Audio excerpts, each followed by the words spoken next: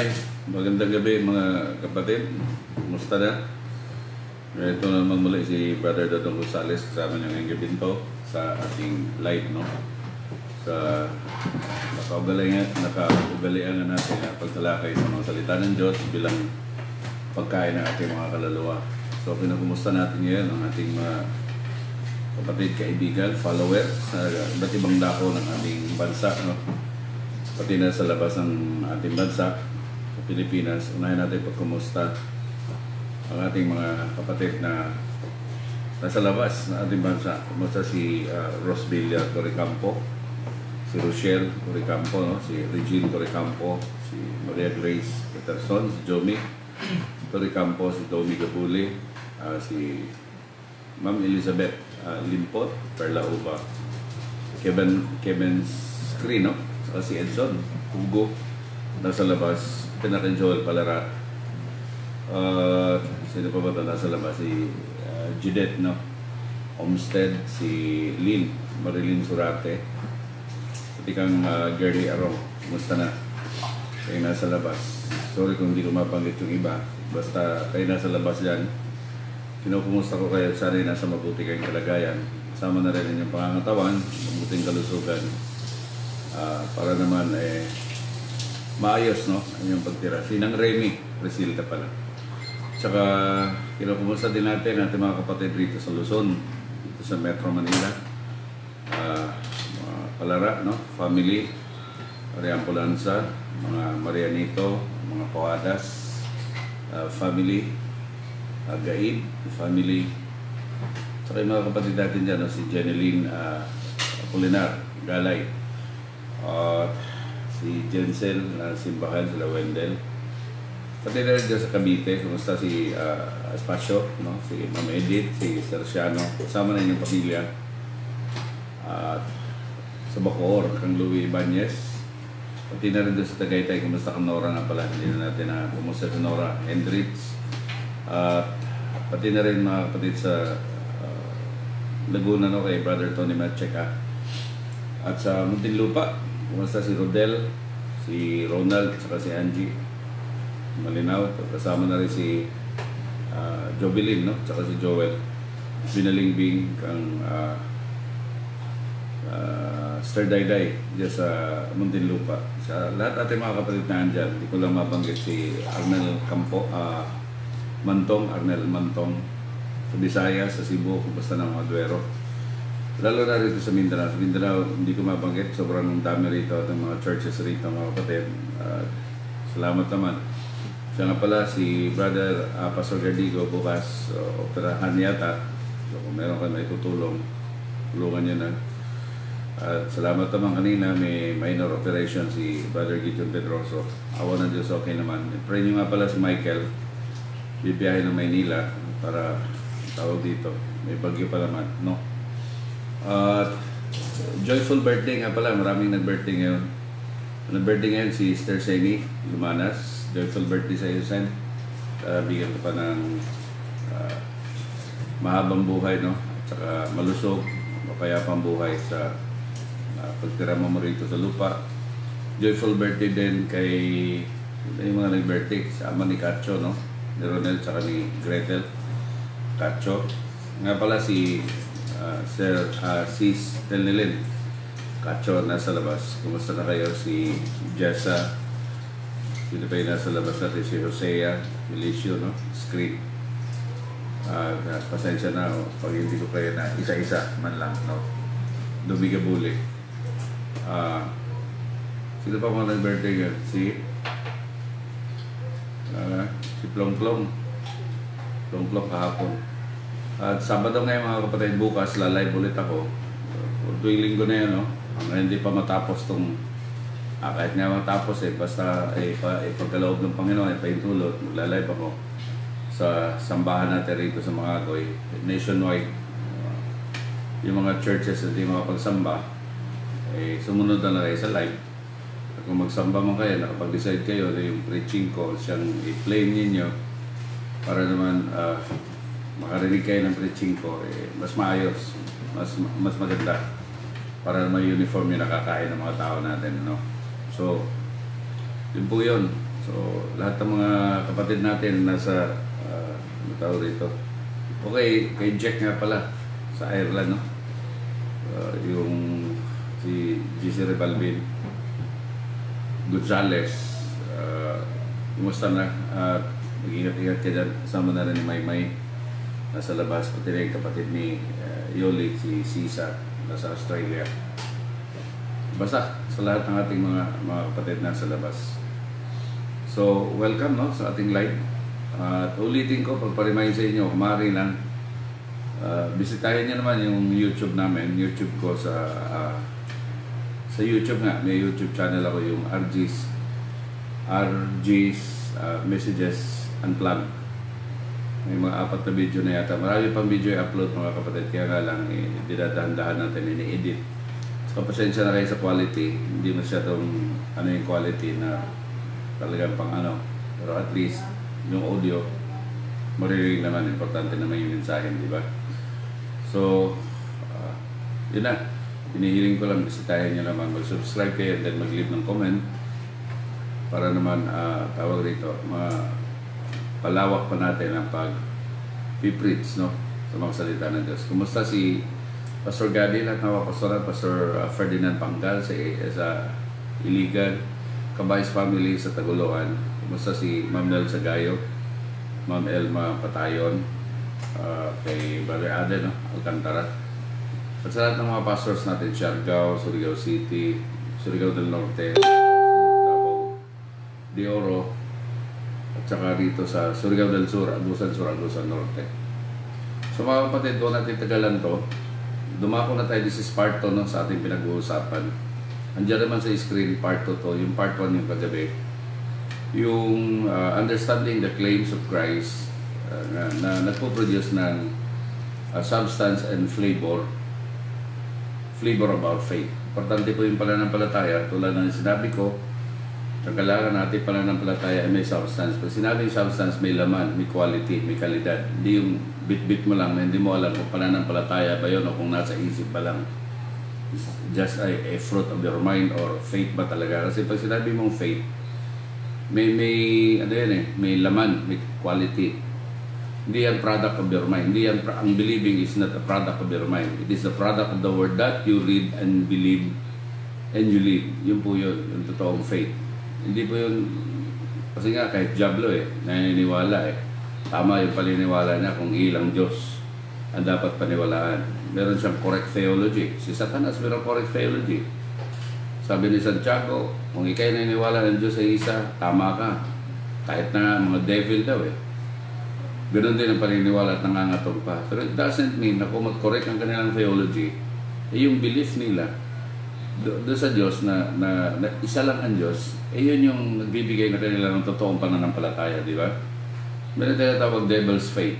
Correct ang theology, pero yung faith niya, hindi niya pinamumuhay, hindi nagagaling sa mga salita ng Diyos. Kumakalaban pa nga sa mga salita ng Diyos, di ba? So, mag-matter naman ang theology, yung pakakilala natin ano ang Diyos, sino siya, magmamatter yan, pero pertaining to belief, sa ating pananampalataya, kahit nananampalataya ka pa at correct ang pananampalataya mo na may iisang Diyos lamang, yung belief mo hindi hanggang doon lang kasi nga kahit Diablo na gano'n ang pananampalataya. So kailangan may substance, may quality, di ba? Ito ay based on the Word of God. Maliban dyan, may taste, may flavor, malalasahan mo. Kasi sa tulad nga na sinabi ko, ang dami yung mananampalataya ngayon na maliban na, hindi ito pang insulto this is just an observation. Maliwanag naman for 30 years plus na ako na pastor, kaharap ko maraming tao. Nagpastor, nag-handle ako mula sa maliit na mga tao, ilang tao hanggang sa maramihan. Maraming mga mananampalataya mga kapatid na walang substance, walang quality yung faith nila. Hindi mo makikita yung kalidad at saka walang taste, walang flavor. Hindi mo malalaman kung maalat ba, maasim ba. Yung iba matabang walang kalasa-lasa. Hindi ba? Maraming ganoon matabang sa pagsamba, matabang sa pagbasa ng Biblia, matabang sa pakikinig sa mga salita ng Diyos, wala. Tapos sabihin na ng palataya siya, that's wrong. Kung kaya itong tatalakayin natin part 2 sa continuation sa pag-claim ni Christ. Importante ito na makilala natin kung sino si Christ.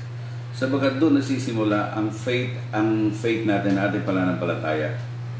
And to know and to understand the claims of Christ, kung sino siya, mga kapatid, makapagdagdag ito ng quality at flavor o taste, lasa sa ating pananampalataya. Kagabi, tinalakay natin ang tatlong I am, the claim ni Christ. The word I am is salitang Hebrew. Ito po just a review para maintindihan natin. Ang salitang I am sa Hebrew is meaning I am without equal. Walang katulad, walang kaparehas. Nung sinabi ni Christ, I am, wala pong kaparehas, walang katulad. Ikalawa sa Grego, ang salitang I am is ego eimi, meaning I exist, naandyan siya. Yun po yun. So itong sinabi niyang I am, ito po yung papakilala niya sa sarili na wala na siyang katulad, hindi mo makumpara at hindi mo mahalin tulad sa iba. Baliban pa dyan, kung sinabi niya I am, He exists. Nag-i-exist po siya, naandyan po siya, presente po siya nung pag-claim niya nito. At malalaman mo na ito ay hindi mo mahalin tulad doon sa iba. Because the word I am from Hebrew is meaning I am without equal. Ngayon, ang unang claim ng Panginoon sa Kristo, tinatagalog ko to kasi ito na yung nasanayan natin pagka-live kasi meron tayong follower ng mga Tagalog, hindi nakakaintindi ng Bisaya. Anyway, mga Bisaya naman nakakaintindi ng Tagalog. So, unang niyang claim natin tinalakay kagabi is I am the bread of life. John 6:35, di ba? Just sort of review lang po. So, siya ang tinapay. Bread of life. So, itong tinapay, kung titingnan mo, is ito yung nagbibigay sustansya, ito yung nagbibigay ng physically, nagbibigay buhay sa atin. Kaya nga lang yung tinapay sa atin dito, parang minor na lang, pang snacks na lang. Kasi tayo mga Pilipino, ang major na kinikilala natin, nakadugtong sa ating physical na pangangatawan, itong bigas, itong rice. Pero sa panahon ng Panginoon Kristo, tinapay po, hindi bigas. Yun yung pagkain nila nung una, na kung saan ang kanilang ulam is isda at saka tinapay. Di man, ewan ko kung nangyari na ba sa atin yan. Siguro yung panahon ng lockdown, tinapay at saka isdang sardinas.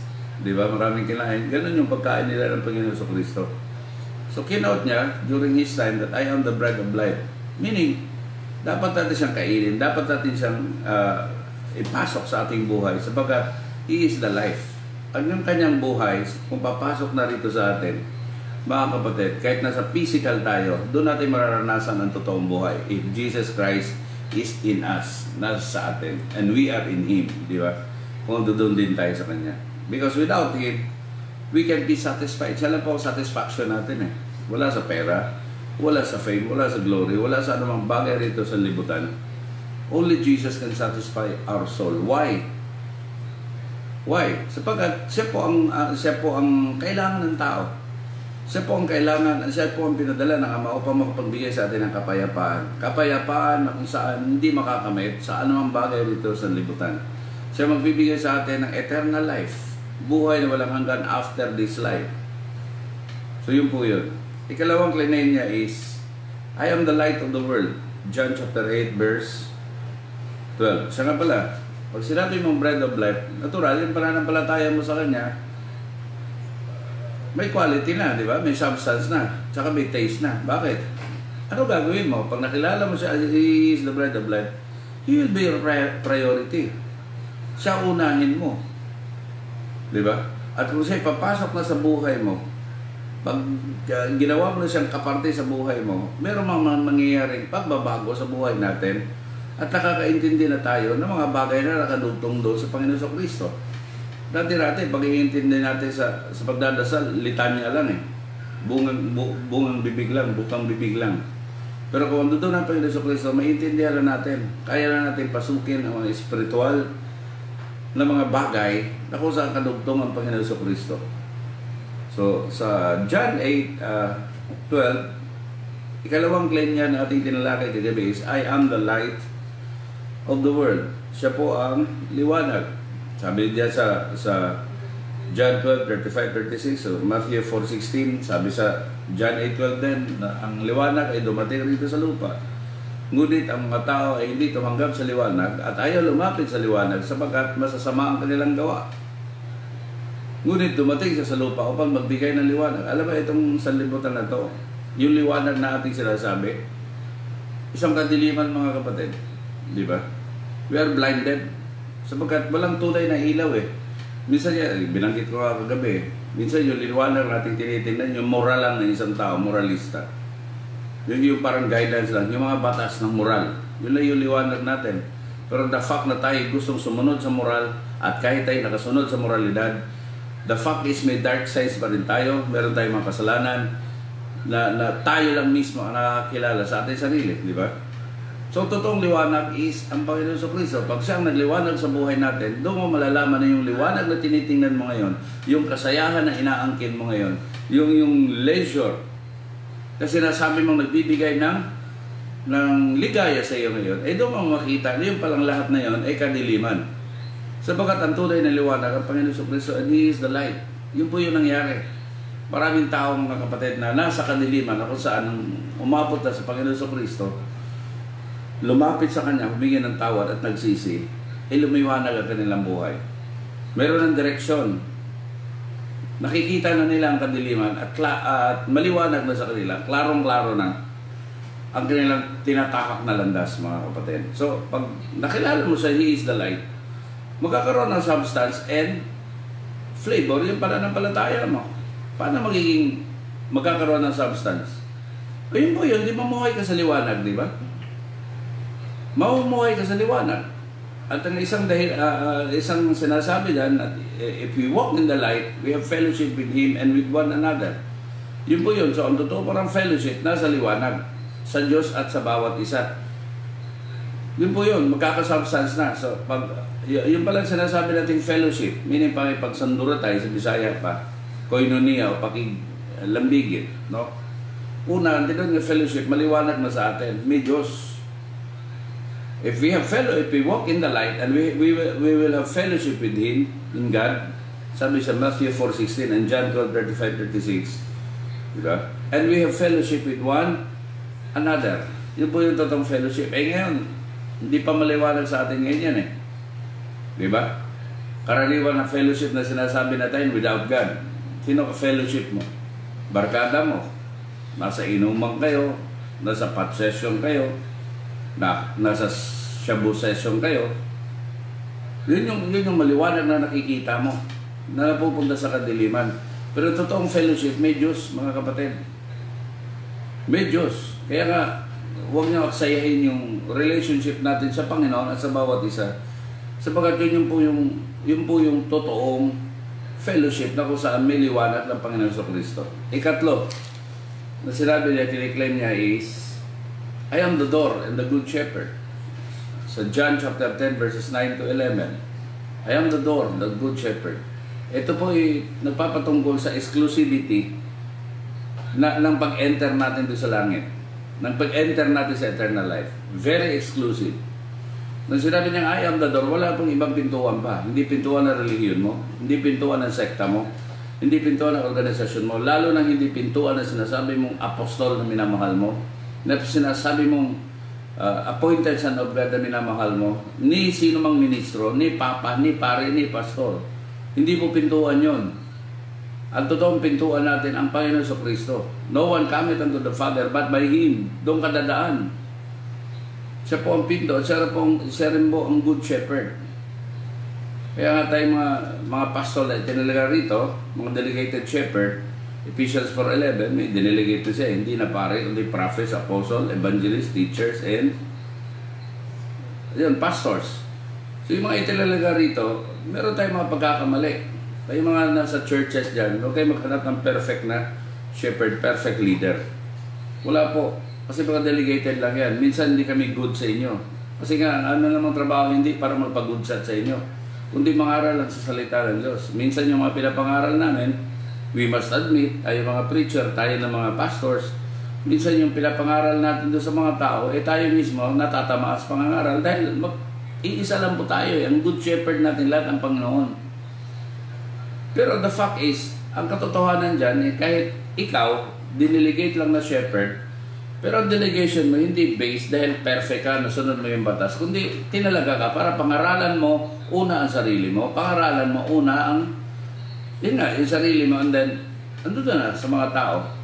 Pero ang mabuting pastol, mga kapatid, walang iba kundi ang Panginoon Jesucristo. Siya lang po ang good shepherd. Kaya huwag na tayo magpag-good shepherd sa mga tao. Ako, marami akong pagkukulang sa mga tao. Ako, marami akong tawag dito.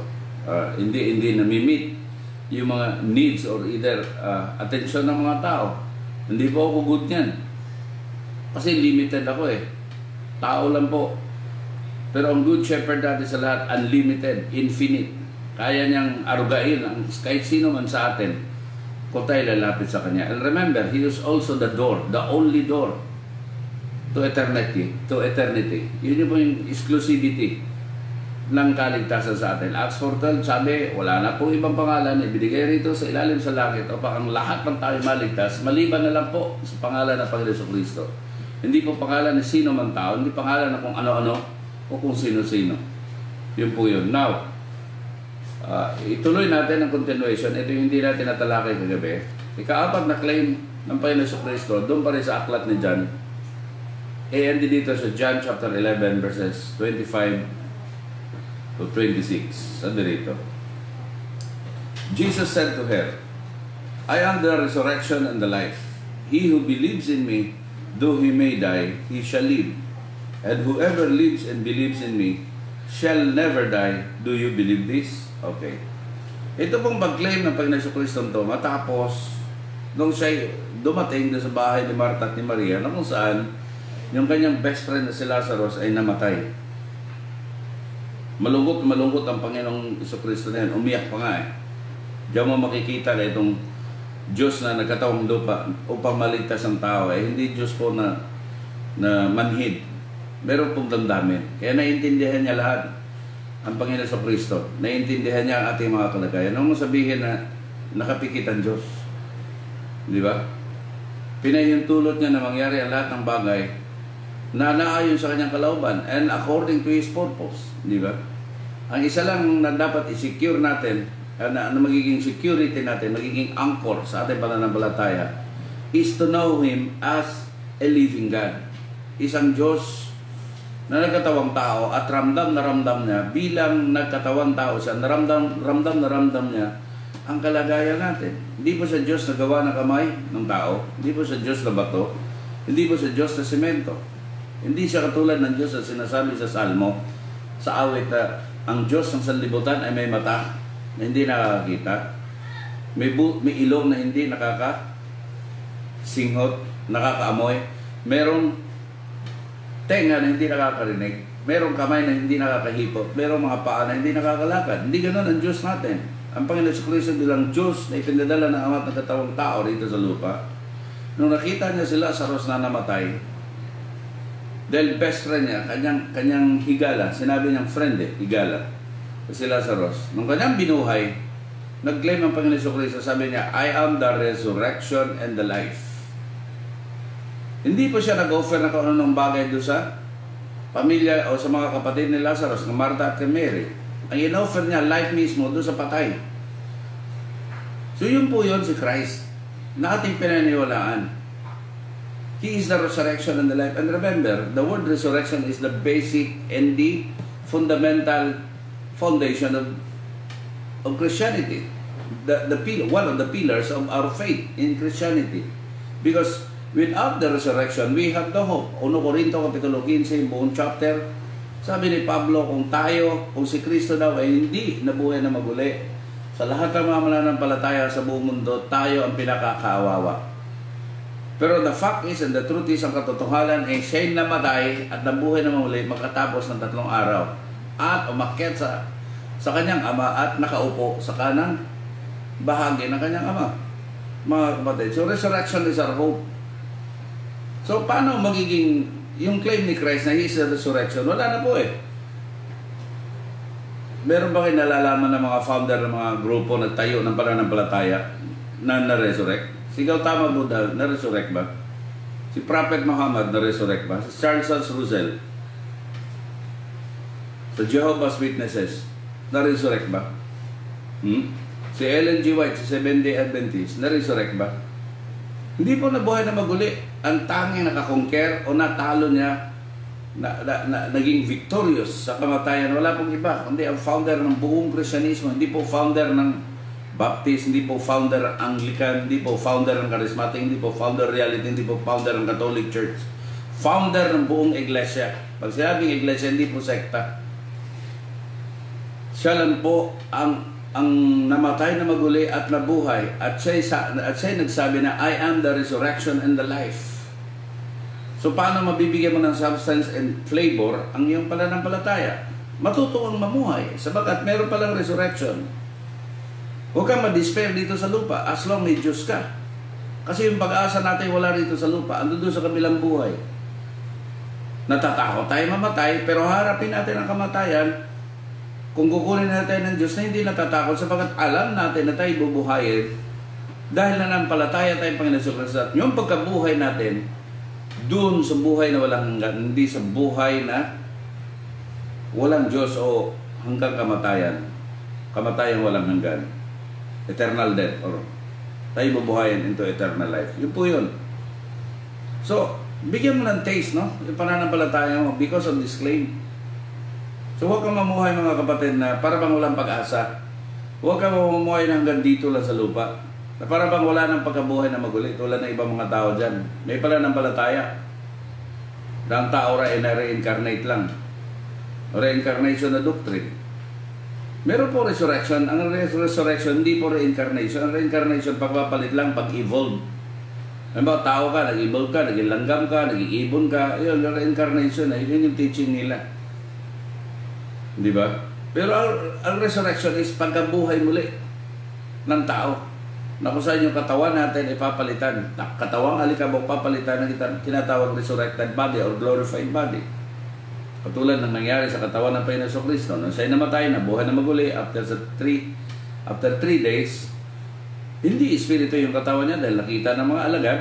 Ilang alagad yon? 120, 60, 30 hanggang 500. Maraming mga witnesses nakakita sa kanya, kumain pa nga siya, pero lumusot ang dingding, hindi espiritu kasi siya nakikita. Kumain pa rin. Di ba? Andyan yung explanation na yun yung tinatawag uncorruptible body na kung saan kung tayo mabubuhay na maguli, ganun din. So may pag-asa tayo.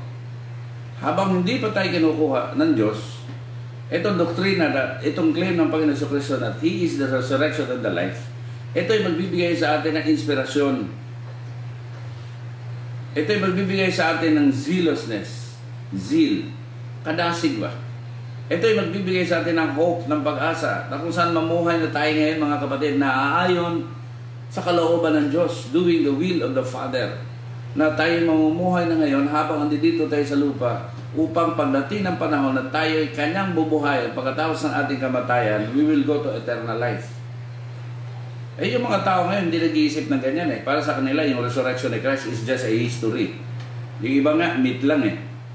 Para bang kasaysayan lang, ayun, nangyari, nabuhay. So what? Yun, akala nila walang epekto eh. Kung babasahin natin sa Colossians chapter 3, ano yung epekto? Magbibigay sa atin ng substance at flavor ng ating pananampalataya. Yung kanyang pagkabuhay na maguli. Colossians kapitulo 3, versikulo 1. Basahin natin. Ito. If then you are raised with Christ, seek those things which are above, where Christ is sitting at the right hand of God. Set your mind on things above, not on things on the earth. For you died, and your life is hidden with Christ in God. When Christ, who is our life, appears, then you also will appear with Him in glory. Nakita ninyo? Nung namatay ang Panginoon sa Kristo at nabuhay na maguli, oras sa mananampalataya ka, that He is the resurrection and the life. Yung epekto na resurrection na yun, epekto sa iyo. Magbabago yung magkakaroon ng substance and flavor or taste, lasa, yung pananampalataya mo. Ano sabi rito? If you were raised with Christ, hindi ka namatay. Hindi pa namamatay yung sinulatan ni Pablo nito. Pinagsabihan ni Pablo, mga buhay pa. Pero ang sabi niya, if then you were raised with Christ, meaning, kung tayo nabuhay, kasi itong baptism nung ikay in-immerse doon sa tubig, kasi yun yung itong baptism, hindi po sprinkling. Tsaka wala pong bayad special ordinary. Ang baptism is hindi po para sa mga bata.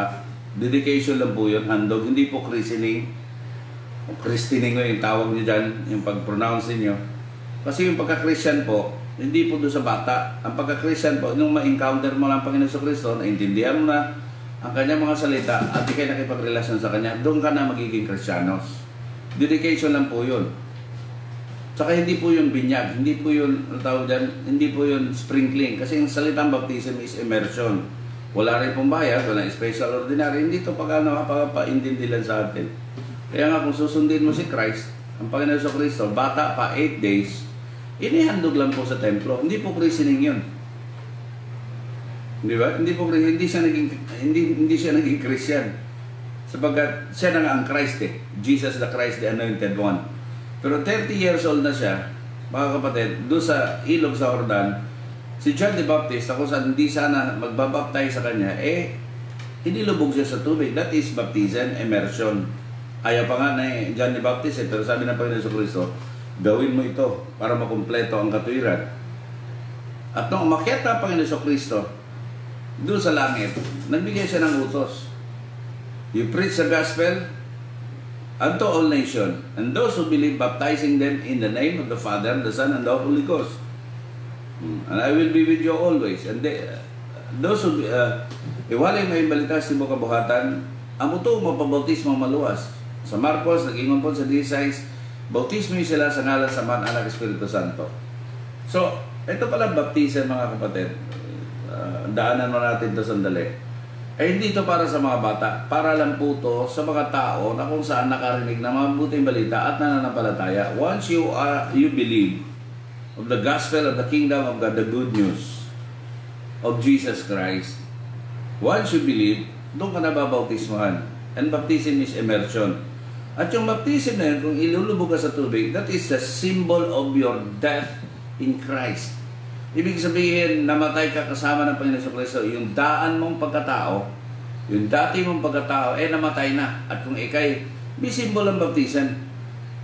That is divine. May effect yan. Yung bautismo ng Panginoon sa Kristo bumuka sa langit at narinig ang boses ng Ama, "This is my Son," declaring that this is my Son, ang Panginoon sa Kristo, in whom I am well pleased. And at ang Espiritu Santo naman, symbol of the dove. The dove, which is the symbol of the Holy Spirit, dumapo doon sa Panginoon sa Kristo. So sabi ng Biblia, pag ikay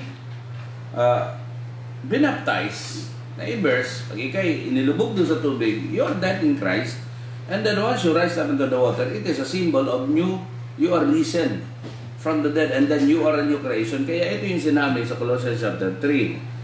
If then you were raised with Christ, seek those things which are above. Kita mo, hindi namatay yung tao na yan. Yung mga taong yung kanyang sinulatan.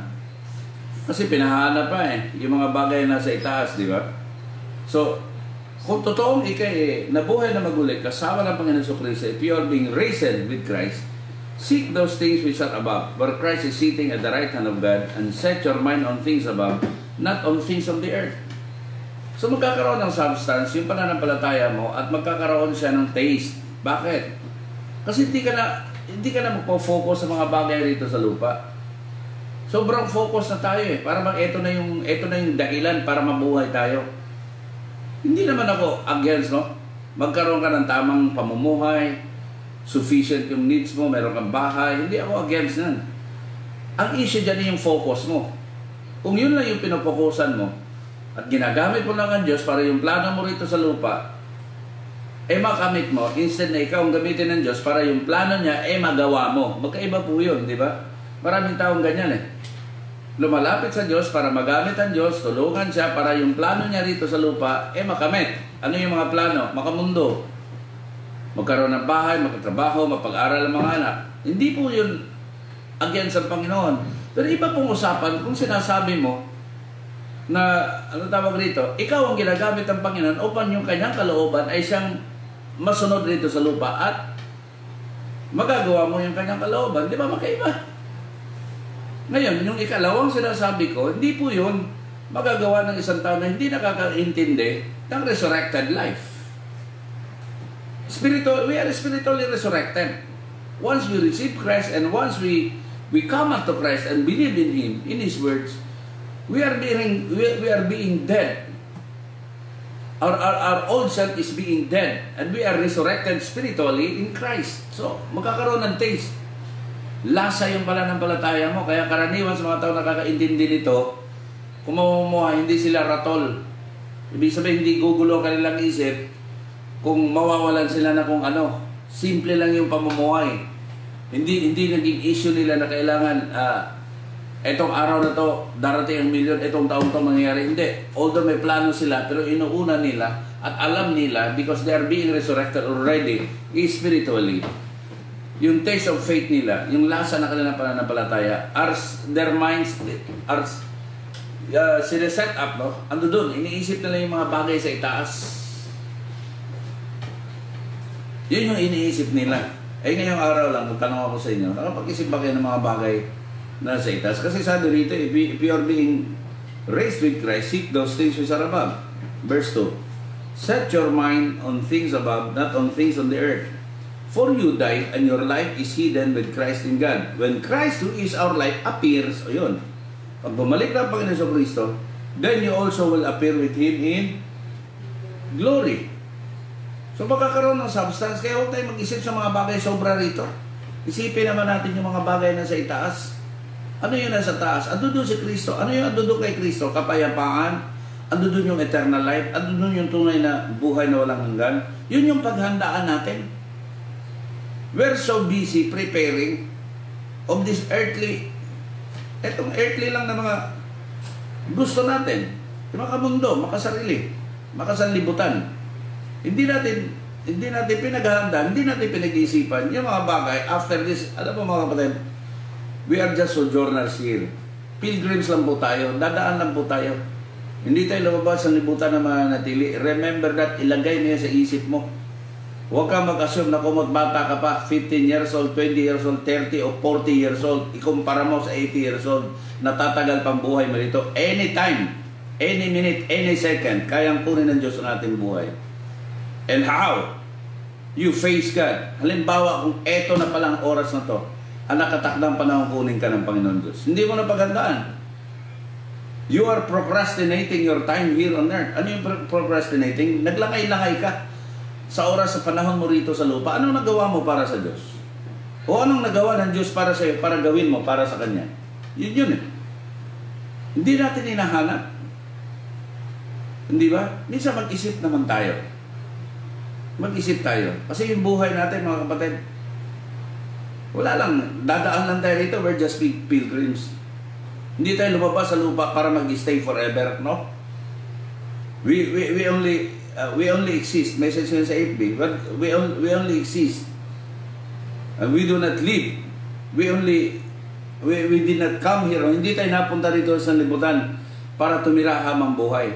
Nag-exist lang po tayo for a meantime. Sa sandaling panahon lang po. Kaya huwag mo aksayahin yung buhay mo. There will be a resurrection. Kung mananampalataya ko says, there will be a resurrection. And that resurrection comprise, kasama na po ron ang judgment, kasama na po ron ang paghahatol, kasama na po ron ang pagbibigay ng ganipala ng Diyos sa atin. Either way, kung saan ka man dyan, mag-isip ka, ikaw na mag-decide. So that claim will give us the substance, the quality, and the flavor or taste of our faith. So set your things on mind. Set your mind on things above.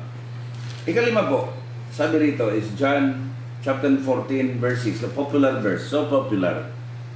Memorize natin to, kahit na nga mga bata eh. Jesus said, I am the way, the truth, and the life. No one cometh unto the Father but by me. Remember the word I am from Hebrew is I am without equal. So speaking of the way to the Father, the truth, and the life, wala na po makakapantay sa Panginoon Kristo. The great I am. He is the great I am. Dakilang I am, mga kapatid. So, He is the way to the Father. Nakita niyo? Bago ka makalapit sa Ama, dadaan ka muna sa anak, yun. At yun ay si Kristo lang ang dapat makapag-claim. Kung meron mang tao rito sa lupa na kiklaim, naririnig natin yan sa FB, kahit sa TV, nagkiklaim na hindi tayo makakalapit sa Ama kung hindi tayo dadaan sa Kanya, that is false claim. A pseudo Christ. A pseudo statement. Pag sinabing pseudo, fake, fictitious. The classic pag-claim. Sabagat ang Panginoon Jesucristo, He is a I am, unequal. The great way. The I am the way. Siya na po ang daan. So kahit saan panlusot mo. Kaya nga sinasabi ko sa inyo sa tatlong persona, Ama, Anak, Espiritu Santo, sa iisang Diyos. Mga kapatid, ang nag-iisa lang na nakakaintindi sa kahinaan ng tao upang mapalapit tayo sa Diyos ng Ama. Walang iba, hindi ang Espiritu Santo.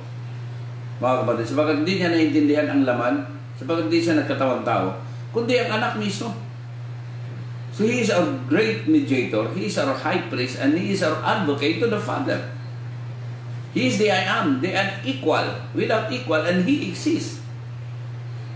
So kung gusto mong makalapit sa Ama, tawag na tawag tayo ng Ama eh. Ama namin na nasa langit. Before you call Him a Father, be sure that you are His Son. Di ba? Bago mo tawagin siyang Ama, kailangan tingnan mo kung anak ka ba talaga niya. Paano ka magiging anak? Lalapit ka sa Panginoon Jesucristo, tatanggapin mo kanya nag-iisang anak. Ano sabi sa John chapter 1 verse 12? For as many as receive Him. Sino yung Him na yan? Yun yung anak ng Diyos na Panginoon Jesucristo pinadala ng Ama. For as many as receive Him, He gave them the power and the rights to become the sons of God. Tawag-tawag tayo ng tawag doon sa Ama. Sabihin natin, Ama namin. Di ba? Hallowed be Thy name. Balaan na yung ngalan. Ang tanong, anak ka ba talaga niya? Hindi ito pagbibigay ng guilt sa atin, ha? Hindi pag-recheck lang. Kasi before you call him a man, a person, as your father, be sure that you are his child. Tawagin mo siyang ama, tapos hindi ka, pamangking ka lang pala, di ba? Ito ngayong apo ko, si Jory, tatawagin ko, Nak, lumapit ka nga, inahampas pa nga ako, hindi mo ako anak, apo mo lang ako. Di ba? Pero marami sa atin, tumatawag, Ama namin na sa langit. How can you become a son ng Diyos Ama? Anong sinasabi ng Panginoon Jesucristo? I am the way, the truth, and the life. So come to Jesus Christ. Receive Him. Believe in Him. Repent of our sins and come unto Him. Lapit tayo sa Kanya. Because John chapter 1 verse 12, for as many as receive Him, He gave them the power to become the sons of God. And at that time, we can call Abba or Father. We can call God the Father. Yun po yun. So be sure that you are the sons of God. That you believe Jesus Christ. Kasi minsan, we believe on our religion. Religion will push us into hell. Sabihin ko sa inyo, kung pananampalataya mo sa religion lang, ito yung tutulak sa iyo sa impyerno. Minsan, grabe depensa natin sa ating mga relihiyon. Pero hindi natin na-check ang ating mga sarili kung mayroon ba tayong relasyon sa nag-iisang anak, sa bigaten Son of God. Ang bigaten Son of God po, hindi po Pilipino, ha? Remember that? Yung Jesus sa Biblia, yung Christ sa Biblia, hindi po Pilipino. Hindi rin Brazilian. Hindi na kung ano-anong race, rasa o nationality. The begotten Son of God that was given by God the Father, mga kapatid, is Jesus Christ, who is a Jew. Di ba? Nasa Biblia eh. Kaliwat ni David. Nila ni Isaac, ni Jacob. Mga kapatid. So, He is the way. Siya lang po ang daan. Pag sinabi mong way, kung ni Jesus Christ ka pala, yung pananampalataya mo mga kapatid, hindi na in prison. Magkakaroon ng substance, magkakaroon ng taste o lasa. Kaya karaniwan sa mga taong anak ng Diyos, bakit anak ng Diyos? Dahil ando doon ang Panginoon Jesucristo sa kanilang buhay. Naging anak sila, binigyan sila ng kapangyarihan, power, and authority to become the sons of God. And once they have Jesus in their lives, they have the way. Kaya karaniwan sa mga Kristiyanos, mga kapatid, mayroong pamamaraan, may daan parate, hindi na iipit. Kung totoong may Kristo ka, every problem has a way. May daan yan kasi ando doon yung way mo, yung totoong way. Ando doon ang Panginoon sa Kristo, the unequal way. Walang katabla na pamamaraan. Kaya ang totoong Kristiyanos, Pag dumating ang kahirapan, hindi nagnanakaw. Di ba? Makahanap siya ng paraan sapagkat andun yung way. Andun yung Panginoon Jesucristo. Ang totoong Kristiyanos, kahit naiipit na, ang totoong anak ng Diyos, kahit ganito ka-crisis na, kahit nasa problema na, kahit nasa bingit pa ng kamatayan, kahit kaharapan niya ang lahat ng problema rito sa lupa, merong paraan yan parate. God will lead you away because there is the unequal way. Andun po ang Panginoon Jesucristo. He is the way. Kaya mo lapitan ng Ama sa pamamagitan ng Panginoon Jesucristo. Ang Ama na magbibigay solusyon na yung Ama ay kaya mong lapitan because there is Jesus Christ and through Him, mga kapatid, we have the true way, yung totoong daan, the truth and the life. So, any doctrine or any doctrine or pagtuturo, pangangaral, apart from Jesus Christ is wrong. There is no truth in them. Kasi ang totoong truth ay nasa Panginoon sa Kristo. So, any doctrine or teachings apart from Jesus Christ is wrong.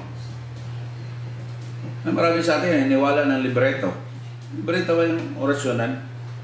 At mayroong mga grupo ngayon dito pagtitira, pagpapaintindi lang.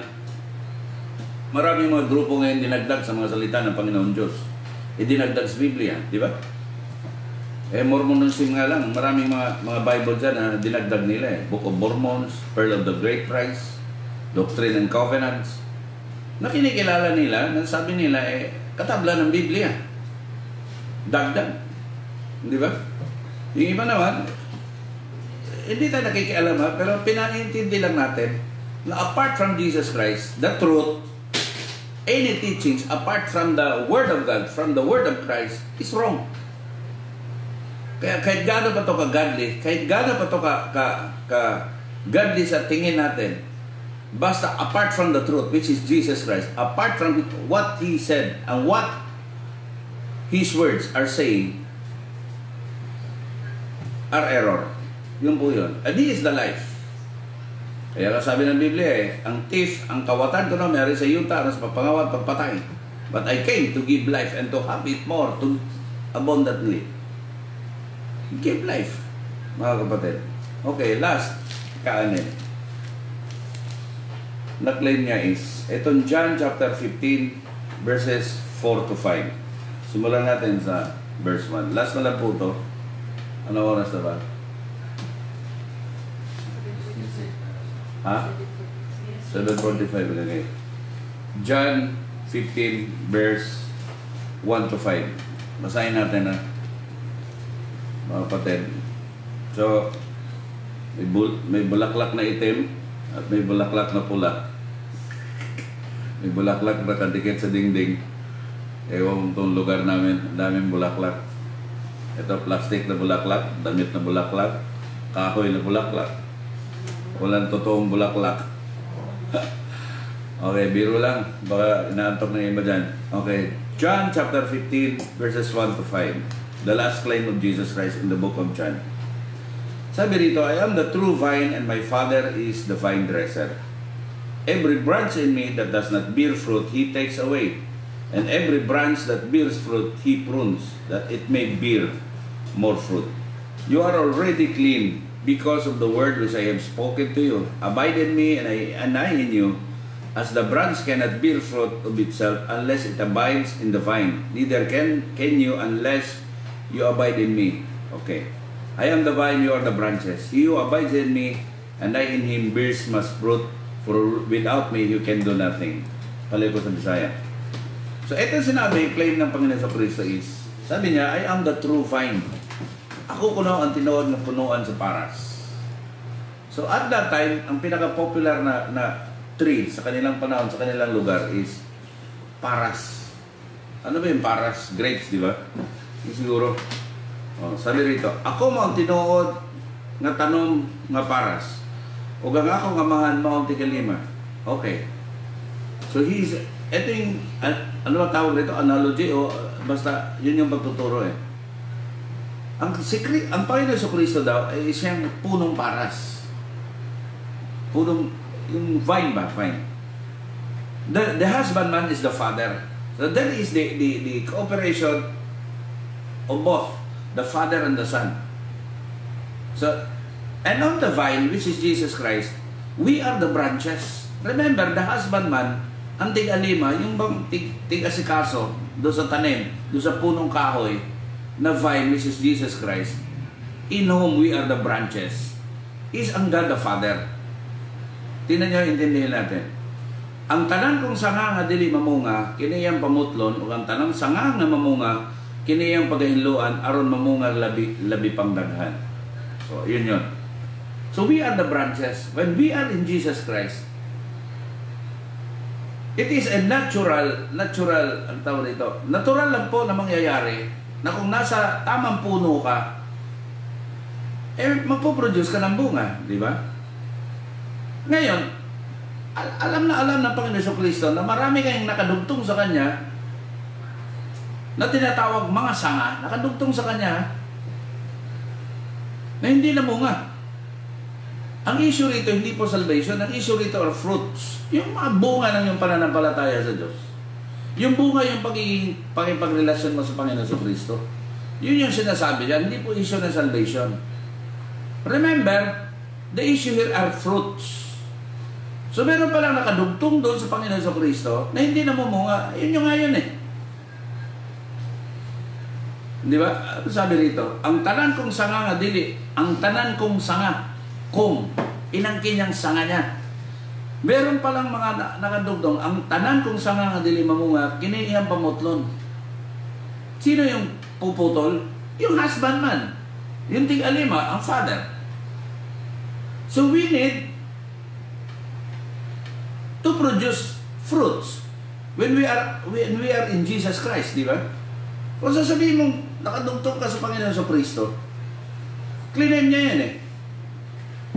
Puproduce ka ng tamang bunga mula sa iyong pagdugtong sa Panginoon sa Kristo. So speaking of fruits, hindi po fruits out of our religion, hindi po fruits out of our organization, hindi po fruits of our activities. Yung pakanta-kanta natin dyan sa sambahan, yung pagtutug-tug-tug natin dyan, yung paupo-upo natin every Sunday sa ating mga churches, those are not the fruits of our relationship in Christ. Part lang po yun sa process sa ating life na kung saan makakadugtong. The fruits are the result of your relationship. Kaya ito yung palalimin natin sa pagkakaintindi. What are these fruits? The fruits of our relationship. Hindi to fruits activities. Kaya huwag mong i-gauge o measurean yung sarili mo na may mga bunga na yung mga pananampalataya mo dahil andun ka sa simbahan. Kahit nga mga pastor dapat mamunga nito, lalo na. Di ba? Huwag mo sabihin sa akin, kung pastor ka, bunga na yan. Sa pagkapastor, you are called to produce fruits. And producing fruits is not by ministries. Sabihin ko sa inyo, hindi po sa gawain ng Panginoon Diyos.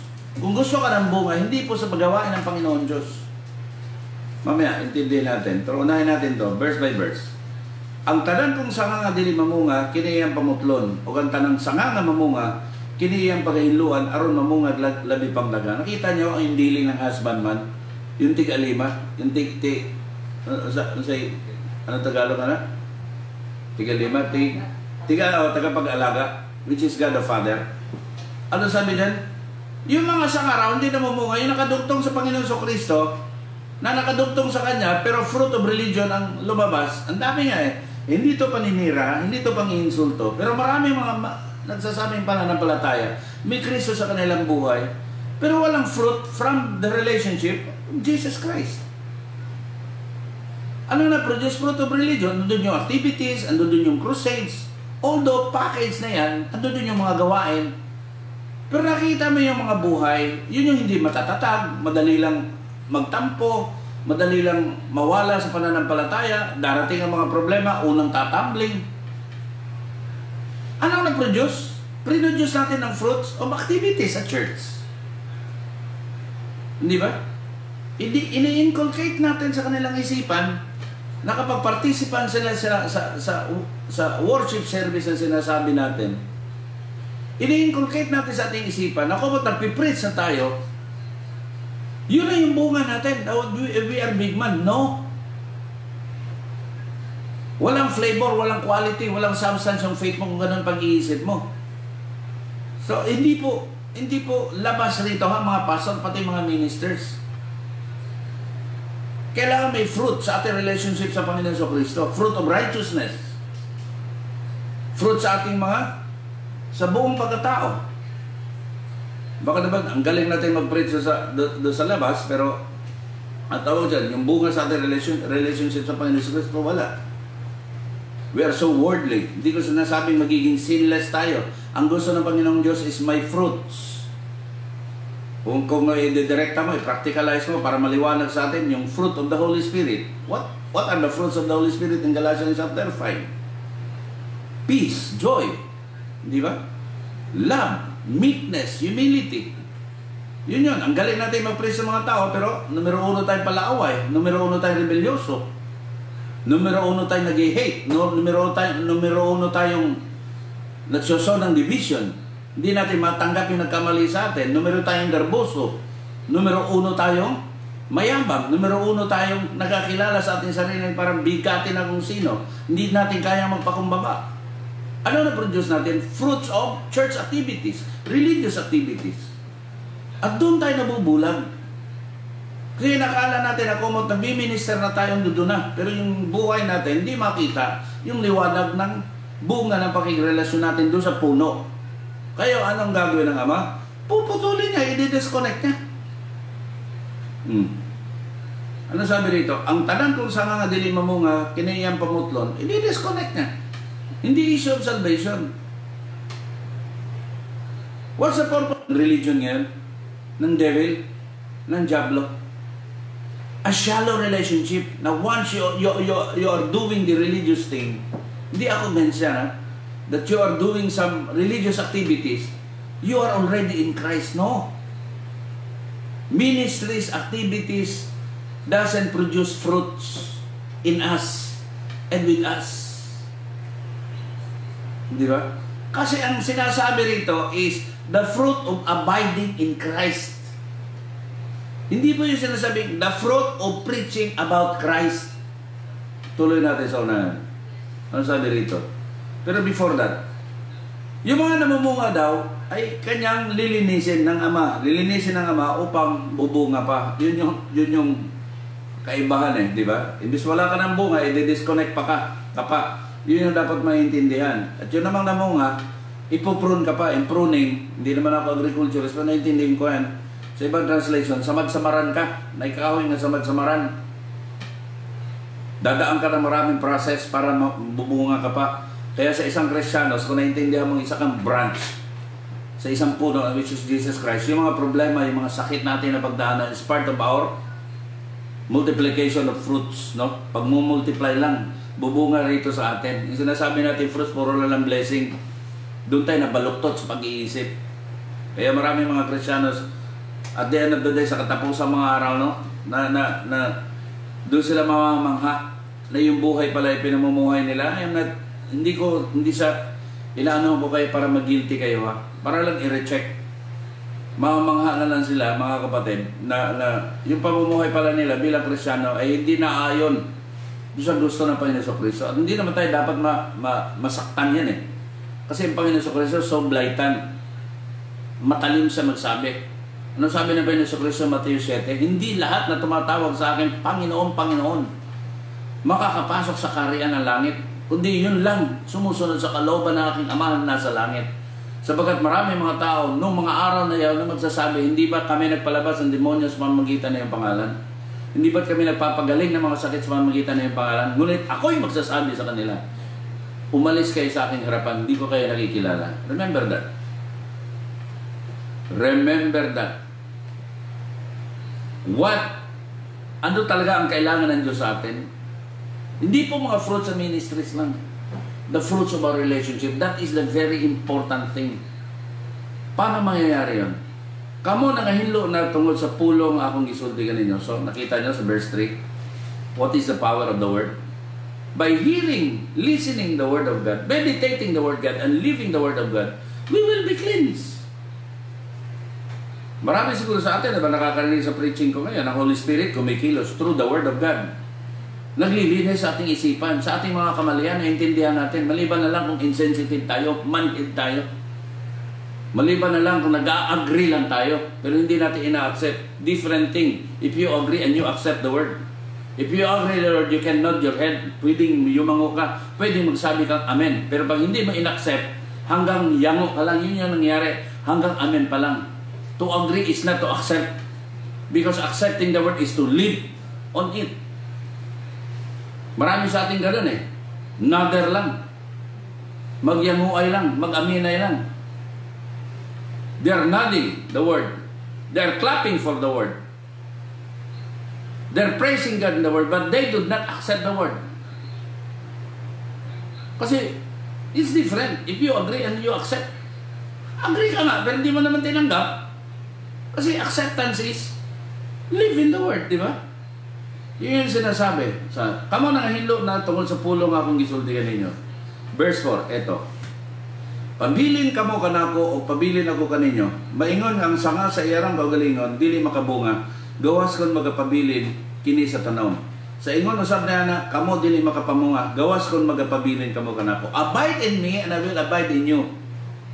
Sapagkat ang isa daw sanga ay hindi makapamunga, maliban na lang kung siya ay nakadugtong sa puno. Kaya nga lang, ang gusto ng Diyos, once madugtong ka, bubunga ka talaga. Siyaro, ito joke-joke lang, para naman hindi nyo sabihin sa akin, kasi mayroon ng nag-comment sa akin 2 o 3 tao. Ito si Gonzales, mga pagsalita, parang sino? Para si Duterte. Huwag nyo naman ikumpara sa presidente. Hindi ko sinasabi na masama ang presidente. Magkaiba po. Hindi ba? Ako, I'm so glad siya ang ating naging presidente. Magkaiba po kami. Kaya nga lang, siguro merong similarity. Sabagat gusto natin prangkahan Ganun yung Pangulo natin, di ba? Malayo-malayo po ako doon sa presidente natin. Sa pagsalita, yun nga, siguro diretsahan. Pero ano sabi rito? Pabilin ka mo kanako, ako magpabilin ka ninyo. So, God did not told us to produce fruits. Ang Diyos ay di nagutos sa atin, basahin mo ang text yan. May text ka bang mababasa dyan na magpo-produce tayo ng mga bunga? Hindi. To produce fruits is to abide in Him. Kaya ang problema natin, pipili tayo makaproduce ng mga bunga sa ministry, pero yung mga bunga ating napoproduce ay hindi resulta sa ating relasyon, because the only fruit na mananatili at masasabi mong mula sa pagkikipagrelasyon sa Panginoon Kristo is the fruit from abiding, by abiding in Christ. The word abide is, ano yung meaning ganyan?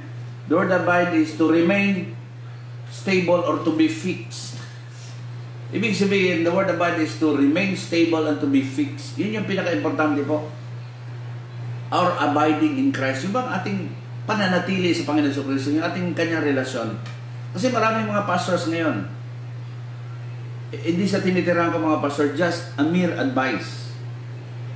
Minsan nagpo-produce tayo ng dami-daming ministry in which yun yung pakay ng Diyos. Pero huwag natin kalimutan yung relationship natin ni Christ. Kaya sometimes, yung mga fruits na nagsilabasan mga ministries natin is just a product of organizational zealousness.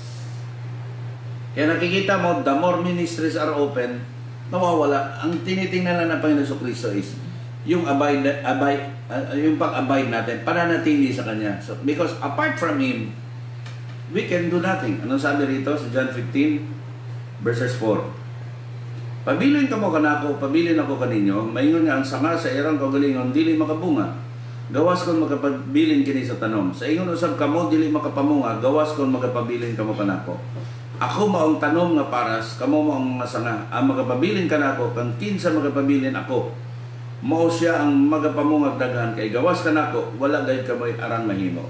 Parang kontradiktoryo yan, Sabi ng Panginoon Kristo, manatili kayo sa akin, para bubunga kayo. Sabagat, kung hindi kayo mananatili sa akin, hindi kayo makakabunga. Pero sa verse sa unahan natin binanggit, may mga sanga kanyang pinutol. Yun yung mga sanga, mga kapatid, na dapat i-disconnect because they don't know how to abide in Christ. Yun sa tingin ko, ha? They don't know how to abide in Christ. Abiding in Christ needs cultivation. I-cultivate mo yung relationship mo sa Kanya. Marami mga tao ngayon na abiding pag Christ, sabi niya, may Kristo naman sa akin, but they did not cultivate themselves sa pag-abide nila kang Christ. Wala namang prayer, walang meditation. Nakita mo buong taon sa kanilang pananampalataya kung bibigyan natin ng time frame. Wala man lamang fruits. Bunga sa relasyon. Bumunga ba? Eh kung sasabihin natin fruits, kaluluwa, meron bang nabautismoan? Meron bang na-convert? Kung kaluluwa ang ating tatanungin, di ba? Doon pa lang, meron bang convert? Ikalawa, sa iyo mismo, nag-grow ka ba? Sa pagkatao mo. Yung dati, kung mag-deal ka ng problema, ganito ang pangyayari. Eh ngayon, nag-grow ka ba? Mga kapatid, sa teaching mo, pagtuturo mo, nag-grow ka ba? The result of your pag-abide mo kang Christ. The way you deal your wife, your husband, your children, yourselves. Yung pag-handle mo sa pagiging ministro mo, nag-grow ka ba? May mga bunga ba? Hindi lang kaluluwa, pati nasa spiritual fruits. The results of abiding in Christ. So minsan, try to recheck ourselves, no? Wala kang nga pagmamahal sa mga salita ng Diyos. Kung papasok ka sa church, yung personality mo, bit-bit mo, gusto kang mapansin doon. Gusto mo maipakilala yung sarili mo. Hindi talaga yung pure because of the abiding, yung relationship mo. Gaano kay ka-close ni Jesus Christ, kaya gaya niya naka-close ng Panginoon sa Kristo. So, etong claim niya na I am the vine and you are the branches, ito po yung magbibigay ng substance and flavor sa ating pananampalataya. Paano po? Lalagyan natin ng quality. Abiding in Christ is to abide in His words. Sa kanyang mga salita. Importante yun. Huwag mo sabihin sa akin, kaya mong ipamuhay ang mga salita ng Diyos na hindi mo man lang nabasa. Huwag mo sabihin, ipinamumuhay mo mga salita ng Diyos na hindi mo lang narinig. At huwag mo sabihin sa akin, bumubunga ka. Dahil matagal ka na sa Panginoon. Ang pagbunga hindi sa tagal ng panahon, nasa Panginoon sa Kristo ka. Ang pagbunga ay yung mga bunga makikita sa buhay mo. The way you deal your money. Madamot ka ba? Maaksaya ka ba? The way you treat your family, the way you treat any person, ginagamit mo lang ba sila? Nagsiserve ka ba? The way you deal your members, your follower, your parishioners, the way you deal your leaders, the way you deal your brothers and sisters, nag-grow ka ba? So try to reject. Growth is from abiding in Christ. So kung i-reassess mo, re-evaluate mo yung life natin, pati na ministry natin, pati na family life natin, lalo na sarili natin, kung di ka nakakita ng growth, something na itong spiritual fruit na to, sa iyo na, question yourselves. The question is your abiding in Christ. Pabaya ka. Niloloko lang natin sarili. We're just existing in our religion and our growth. And we are not cultivating our relationship to Jesus Christ. This is serious. Hindi to religious statement. It is so serious. Tayong lahat nagkakamali. But remember, ingatan mo ang relasyon mo sa Panginoon. I-cultivate mo yan. Amumahan na. Amumahan na yung pakigrelasyon. Hindi yung pera-pera lang. Hindi yung material na bagay lang. Lalo na't pastor ka. Kahit gaano tayo rito mamuhay ng natural, normal rito sa lupa. Yung pakipagrelasyon natin sa Panginoon sa Kristo, yun yung dapat natin pagtuunan. Magbigay ka ng time na ikaw ay maka-abide, ikaw at siya lang. Mag-isip ka. May introspection ka, hindi yung extrospection lang. Puro panlabas lang ang ini-inspect mo. May intro ka doon sa kaloob-looban mo. Anong klase tayong mananampalataya? May substance ba? May lasa ba yung pananampalataya natin? Di ba? Anong klase tayong ministro? May lasa ba? May substance ba? Hindi ba mga kapatid? Because true fruits are not the fruits of the ministry. It is the fruits of a relationship in Jesus Christ. So, if you cultivate, palalimin mo, and have an intimacy with our Lord Jesus Christ. Nasa atin yan. Nasa buhay natin yan. And what a privilege to be called sons of God through Him and by Him. So we can call God the Father as our Abba. So hanggang dito na lang po ako. Sana po naintindihan nyo. Yung share ko, this is part 2. Paki-watch party na lang po. At paki-visit na lang po yung YouTube ko. RG's Messages Unplugged. Salamat. Bukas po, sambahan tayo live. Sundan nyo ang preaching ko. Ay mga pastors, kayo na mag-decide. Ano gusto nyo? Basta flux nyo, basta nagsabi na ako. So, kung loloobin ng Panginoon, magdala kayo ng mask bukas, magsamba. At yung nasa magla-live, seryoso yun yung pagharap sa pagsamba sa Panginoon sa Kristo. Huwag kayo nga harap na hindi pa kayo nakahilamos. Ginagawa nila ordinaryo kasi nasa bahay kayo. Hindi ganon. Offer your body as a living sacrifice, holy and acceptable unto God. So maagang gumising, buong araw na lang tutulog-tulog tayo. Bakit? Kasi buong gabi nag-ML tayo, nag-YouTube tayo. What a waste of time. Kahiya-hiya tayo sa Diyos na may-ari na ating kapanahunan. So try to discipline yourself. Harap tayo sa Diyos. Bukas, sa unified worship, sambahan, sa reality of Christ. Dito na lang po ako. Maraming salamat. Pagdasalin niyo po ako at lahat ng mga nakikinig sa akin. God bless sa inyo lahat. Good night. At ingatan tayo ng Diyos. Bye-bye.